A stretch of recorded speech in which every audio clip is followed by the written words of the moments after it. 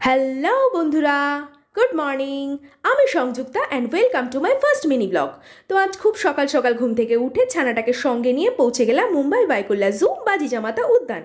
আর দেখতেই পাচ্ছ কি ভিড় কি ভিড়। এই ভাইকুল্লাকে ওল্ডেস্ট জুয়ের পাশাপাশি ওল্ডেস্ট গার্ডেনও বলা চলে।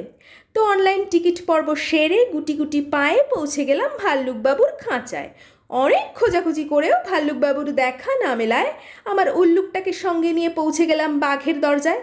এদিকে বাঘ বাবাজি তখন ভাত ঘুম দিচ্ছে, আর অন্যদিকে মানুষের সুইমিং পুল তো আমি অনেক দেখেছি, কিন্তু বাঘেদের এমন সুইমিং পুল দেখে আমি তো জাস্ট অবাক।